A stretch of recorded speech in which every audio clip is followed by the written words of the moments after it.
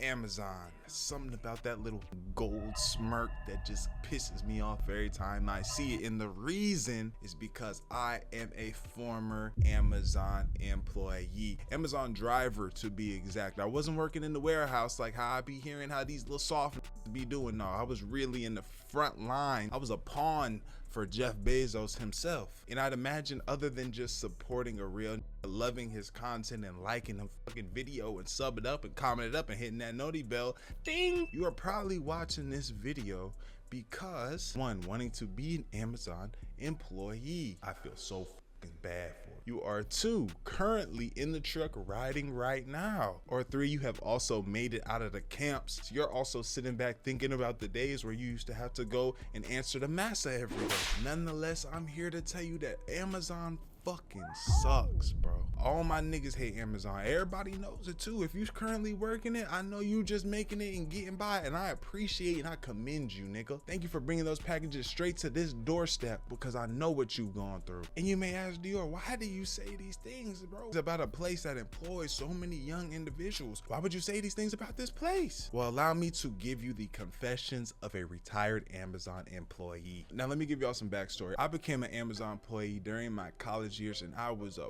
broke fuck. And for my previous college goers or current college goers, y'all also know that being a college student is rough, bro. It's like the trial period to being an actual adult. You know what I'm saying? Like, you haven't fully officially became into the adult life because all the housing is cheap, whether you're in apartments or in dorms, and you can also go to like a cafeteria to get food and shit. You know what I'm saying? Once you get into the real world, ain't no fucking cafeteria for your boy. Get your ass out there and shake that ass because nigga, you gotta get this money somehow. And around this time, my fast food checks, they were paying for my rent, but I'm seeing this money begin to dwindle down. It was time for me to start figuring out jobs. Well, my first job while I was in school was actually Enterprise.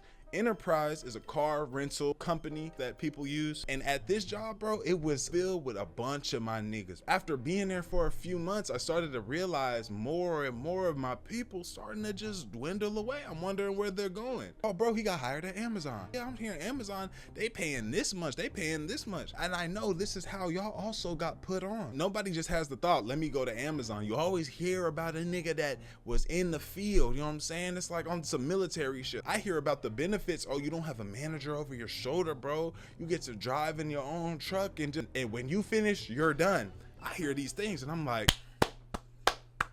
sign me the fuck up. So I hit up one of my dogs that get this Amazon job. I get the number from my friend. He tells me, let's just say her name was Angela. Here's Angela's number. Text her, say that so-and-so has sent you and that you're looking to be a part of the team. I give the number a call. A sweet mixed woman's voice answers and we begin to conversate on the job. She tells me that she likes what she's hearing and that she's gonna call me for a second interview. Am I available for this time? Whatever, I say, bet, let's do it. I'm ready to get the fuck out of Enterprise, make some more cheese, deliver these easy packages. Let's go. Second official interview was around like midday and it went something like this. Hey Angela, how you doing today? I'm good. Do you happen to have 2 arms and 2 legs? Yeah? You're hired. Bet. And now I should have been a little bit skeptical when this happened, but I heard that and I was ready to go. And the hiring process really wasn't that much of an issue. It was really bringing in information and seeing if I just knew how to drive. I got in one of the trucks, was able to maneuver, and we were all good to go. The next step was when they really started to fuck with my brain. There's 2 things that they do before they throw you into the wilderness, bro. The first thing is called a ride-along. A ride-along is basically when you are scheduled to come in to ride with one of the more seasoned drivers. We're going through this ride-along and it's pretty simple, bro. He's like, yep, scan your package, run up to the door, take a picture, run back to the car, move, make sure you take your seatbelt off, make sure you cut the car off, and make sure you do these things, and it's a slight, easy day. The second thing that they do is they give you something what's called a nursery route. Sounds easy, right? That's because it is. They give you a small bit of packages in a non-official Amazon truck. It's about 20 stops. Figure it out yourself. If you need help, obviously call us and just handle your business, bro. It's good. Get in there, get in my nursery route, drop some stuff off, get gas, call back, say, hey, I dropped everything off. They say, perfect. Go ahead and come back. You're all good, man. Welcome to the fucking Amazon team. At this point, I am so elated because I'm like, this is gonna be the easiest, best job that I've ever had. The next day that I come in, the bullshit has now commenced. I pull in, park my car, walk over to the trucks. I see everybody tweaking. Where's my packages? Where's my packages? I see somebody loading their truck up. They trying to load the truck. Packages fall on top of the nigga. The nigga stuck with his hand out like somebody else is like, hey man, where's your packages at? You gotta make sure you load that truck up, bro. This is how you wanna do it. You wanna load it up by number so that way it's easy. And I'm like, whoa. By the time I end up scanning all my bins from my truck with all my packages, my route said 250 stops. I look at a lot of the addresses and it's in Bumblefuck, Texas. This is the day that I realized Jeff Bezos don't give nan fucks about none of us. Every man for himself, and make sure those packages go out or your ass is grass. The first thing that I want to talk about is the country routes. All my routes were typically in the country. Bumblefuck, Texas. Nigga don't come here, Texas. Pull up if you want to, get lynched, Texas. I was under the impression that I was gonna be towards the city and just kind of going to people's houses, lightly laying their packages at their front door in the suburbs and shit. And you might be thinking the people are the problem in these country rural areas. No, by far not. Because the main culprit of all of the bullshit is fucking dogs.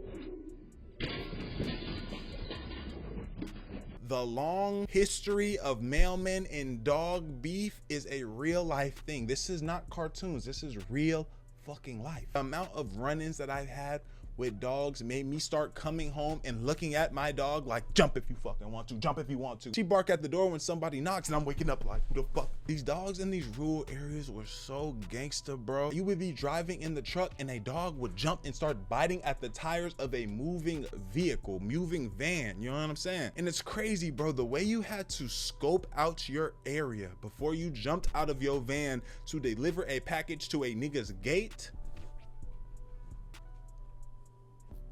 Because as soon as you stepped outside, dogs would be on ass, bro.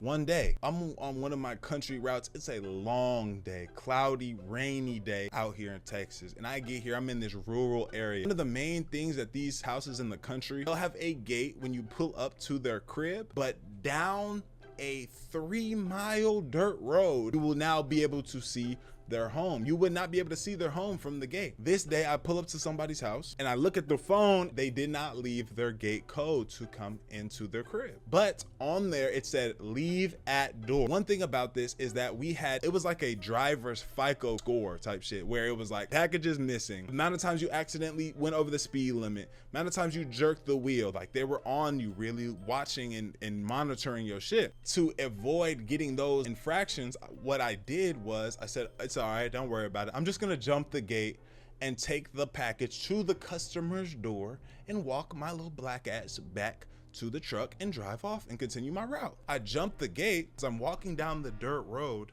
I see a dog come from sitting on the porch and walk over to me. And it stops and looks at me and it gets a little close and turns like this. It looks at me and kind of starts side-eyeing me like this. You know, I'm trying to lower the tension levels. And I say, it's okay, dog. Bro, it started to start snapping at me, start trying to bite me. I put the package in between. I'm tweaking now. I'm like, yo, trying to even the playing field, space it out.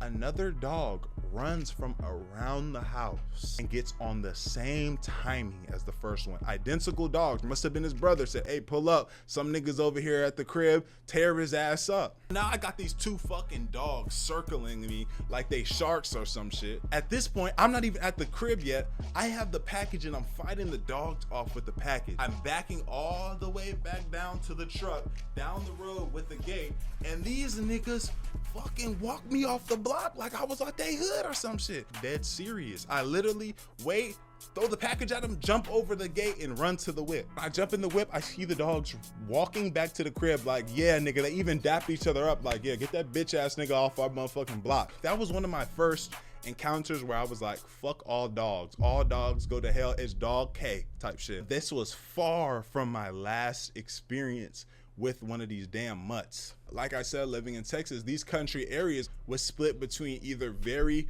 Caucasian country and very Mexican country, like Lil Mexico country, you know what I'm saying? You pull up and you think you in Mexico type shit. One thing about the more Mexican country cribs is that you would pull up to their house and you don't really know where their house is. It's just this big ass yard with a bunch of shit. You might see a school bus flip upside down, an ice cream truck, a motherfucking big old sheet of wood, big old bricks and shit, and then right behind that will be a crib that looks pretty fucking nice. You got to get through all the debris first. Normally with the Hispanic, they're not very picky. I can leave the package at the gate and it's fine. I get to the gate and I'm sitting the package down. As soon as I sit the package down, you already know what the deal is. I see that, I turn around, I'm sprinting to the whip. As I'm sprinting dog on heel and ass, I jump into the truck. My foot slips off of the truck. I bust knee and shin straight on the truck steps. I bust my ass so hard that the dog got frightened and ran away. When I tell you I bust my shit so bad,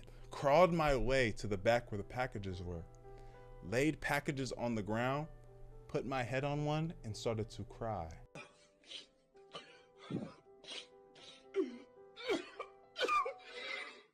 But another thing that I really fucking hated about working at Amazon was something called rescues. A rescue is whenever you finish your work in a very good amount of time. Remember, all 300 stops, 672 packages, and you go to help your fellow employees. And what really was fucked up about the rescues was that when you finished your route, what you would have to do is call and say, hey, I finished my route, everything good, can I come back? They would then reply, are you able to go and please help Katie with her route? She's been moving kind of slow, you know, she needs some help. By what I'm hearing, this is a question. I hear can and please. So I respond with, hey, sorry, nah, I'm not able to, not today. I'm sorry. I believe that you thought I was asking. No. Let me rephrase that. Get your black monkey ass in that truck and go rescue. Sorry.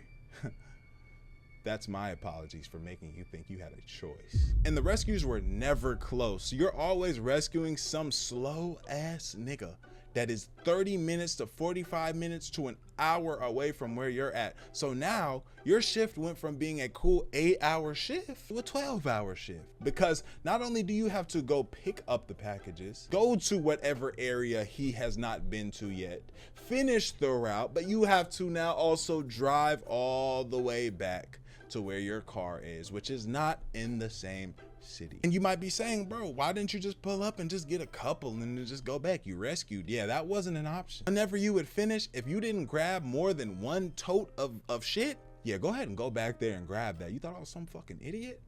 You thought I was some fucking idiot? Matter of fact, when you get back too, put your motherfucking hands up, because we finna squabble this bitch out. And it would always be the same people who needed to be rescued, bro. One thing I can say about Amazon is it did not discriminate. You had niggas like me out there. You had little white girls who couldn't even lift 15 pounds out there. You had old men whose both his knees are blown out. As long as he can crawl his way up into that truck and drive off, you get your ass out there. We want you. Think about it like this. Jeff Bezos is like the Pablo Escobar of the delivery world. He distributes thousands and thousands of packages to smaller Amazon dealers to get out to the rest of the public. If all those packages are not gone, it would get so crazy on the busy Christmas days, Amazon Prime days that all y'all niggas can enjoy nice and easy. We would pull up to start loading our truck and see the owner of the dispatch jumping in the trucks too. All right, y'all have a good day. We finna get this motherfucker going with an Amazon hat on and fucking busting in plays. Another violation that these niggas did. Our schedule and availability all was around the fact that we came in at 5 in the morning. You know, 5 in the morning, come back, have the rest of your day. One random day, we get a message in the group work chat that we are no longer starting our workday at 5 a.m., but we are now starting it at 1 p.m. This is like, whoa, wait. The schedule doesn't matter. Sorry, buddy.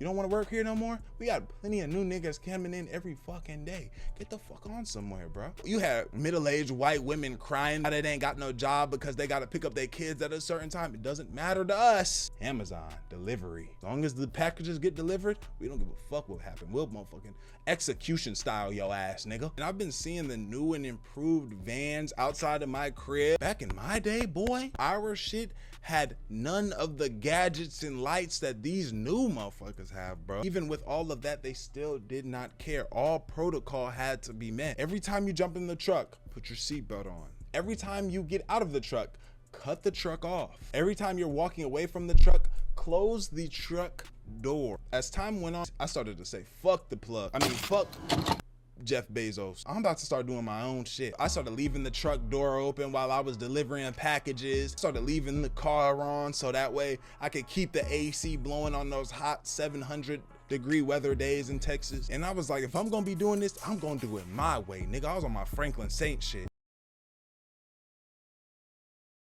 There's two things that I started really fucking up with, bro.